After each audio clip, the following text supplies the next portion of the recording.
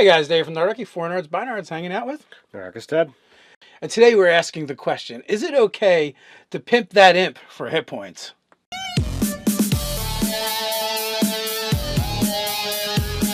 Jump down in the description below where you can sign up for Nerdarchy, the newsletter, get weekly gaming tips, as well as learn how to game with Nerdarchy.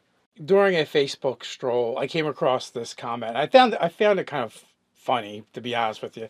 DM's got a player, and he has a familiar imp. He keeps summoning it, murdering it to get hit points. And the DM's like, what do I do? I've already moved his alignment to evil and, made some, cosmetic changes on the way the character looks. But now he wants to know, what would the imp do to get back at him? All right, so first and foremost, we have to look at, to my knowledge, the only way to get an actual imp familiar is Warlock Pact of the Chains. Well, not technically. I mean, technically any DM can allow you to have that familiar because in the monster manual, certain things just have sidebars. But there, like you said, yeah, you don't automatically. Generally, you're not automatically able to get them. That would be more through role playing or DM's permission. But the only person that gets special ones and they're specific, that would be the Warlock. All right. So if we look at the Warlock, there's two different ways that I know of the Warlock being able to kill something and be able to get, a benefit of hit points out of it. Number one, there's the spell Vampiric Touch. 3rd level spell, you deal necrotic damage, and for the damage you deal, you heal a likewise amount of hit points. But then there's the actual power Dark One's Blessing that allows you, when you kill a hostile creature, you get temporary hit points equal to 1 plus your charisma modifier. And that sounds about right, as far as what we have to go on. So the question is, what should the DM do? What would the imp do? If it is a Warlock, that also creates another layer as well. You have a patron. Mm-hmm. How does the patron feel about you continually to torture and murder its gift to you? First off, is it a gift? You're technically not killing it. You're just sending it back. And it's got the resource cost of whatever you're doing to it. It's costing you 25 gold every time you want to do this, because that's what it takes to resummon your familiar. So there is a cost involved. Now, if you've got a maxed out charisma and you're getting 5-6 hit points out of every time you kill it, that don't stack. They're temporary hit points. And then there's the wording of Dark One's Blessing that, well, it's technically got to be a hostile creature. Right, so you can't get it. Have you met a friendly imp, though? Even the friendly ones are kind of hostile. All right, so rules part aside, let's look at, what's going to happen. Oh, we did find another way that you can murderate it and get hit points from it. And that's Vampiric Touch. Yeah. So and then there's nothing to say. You don't have to be, you don't have to be a hostile. Anyone you touch, you're sapping them of hit points and you're healing yourself. No problems there. You might even get more hit points that way. Well, then it becomes a question of, can you gain more hit points than the thing has? Well, the spell's not worded that way, so I would say you could. But either way, it's still kind of a dick move to do. Like, one, you're like taking necrotic energy and slamming something with it till technically physical form dies.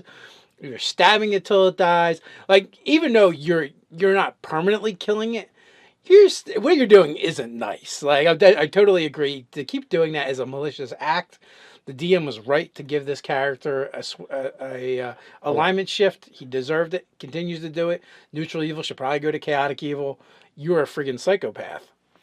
I don't like doing alignment shifts, although continued actions on characters' parts sometimes cause that to happen. I have done it in a game. So, yeah, I agree with that.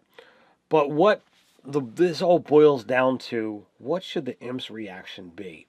And I think that there's always the things that creates that unwilling assistant. You always have things that come about where it becomes, whether it's an imp or not, they have the machinations of fiends. They understand how things work. So eventually this imp is going to wisen up to, all right, this guy keeps hurting me, but keeps calling me back. How do I get him back? And he's going to start to lawyer the F out of what this guy says. Anytime he asks for something, he'll take it literally. He's going to be a jerk about executing it. He might be, every time you kill him and send him back, he might be going back and reporting to somebody everything you do, everything your party does. I would greatly suggest for the player, do not make any demon enemies or devil enemies. For the DM, I would greatly suggest make sure they make devil enemies, because now they have a spy in the camp. You are creating this familiar is going to be a foil, and he is going to work against the party whenever is possible. If he's not being given specific instructions, what can he do to hamper the party? Can he take items that are necessary? Can he crack their healing potions? Can he, take the warrior's whetstone? Oh, now you're not sharpening your blade. You're not keeping things up. At the very least, he's probably paying your healing potions. He's probably not going to be able to get away with killing or attacking any of the party, but he can certainly hamper and do things when people aren't looking, because as a familiar, he's probably going to be greatly, ignored most of the time. I would say too, like if you do things like put him on watch, he might be like, "You told me to watch, I did." They came into the camp, and they started stabbing you guys. I watched the whole thing. So yeah, from now on, you're going to have to be a word lawyer, a rules lawyer, with that imp as the player, because now you've kind of created this animosity. So it's not going to serve you willingly. It's not going to. It's going to want to see. It's going to want what they all want anyway, right? And that's for you to die, for it to take your soul back, and it gets the feather in its cap. I think generally they like to make you prop you up and get you as powerful as possible first, and then bring the soul back, right? But in your case, they might just want to off you as soon as possible and get rid of you and move on to their next score, because you're a pain in their ass. Maybe literally. Pain in the ass, pain in the neck, pain in the head, stomach, wherever you're getting stabbed. Right. So, and the other thing too, and like that's not even getting into the fact, if this is indeed a warlock and they have a patron, that patron may get annoyed as well that you're abusing the gift. Well, I see two sides to that. Imps, quasits, these things are a dime a dozen. In the underworld. You misunderstand. I'm not saying it cares about the thing. What I'm saying is it gave you a gift, and you're disrespecting that gift. Well, it's a slight. Okay. Well, all right. Then there's two sides to looking at it that way. It could be a slight, or it could be all right. Well, this is how you're manipulating the thing to be as powerful as possible, to be able to do the thing. So the fiend or the patron could very well care, and it's up to the DM as to whether he does or not. Or it could not care. Like I think getting the patrons involved becomes a sketchy matter. It becomes challenging, because we're not talking about, let me flip to the fiend section of the monster manual and let me pull out a Hezru or this thing. Like, we're talking about out of the abyss level or higher as your patrons.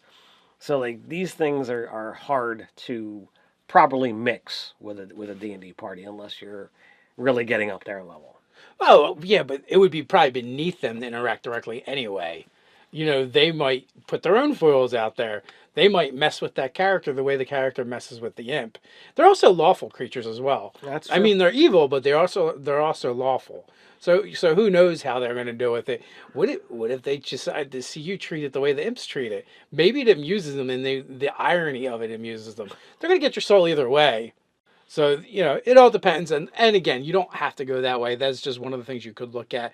But more importantly, I would definitely use the imp as a foil, in the sense that it's going to try and manipulate other greater devils, greater than itself anyway, or other mortals to act against you. So what do you guys think? Do you have any further advice on this one? How would you handle this in your game as the DM? You can continue the conversation down below. While you're at it, don't forget to like, share, and subscribe. You can check us out at nerdarchy.com. So until next time, stay nerdy.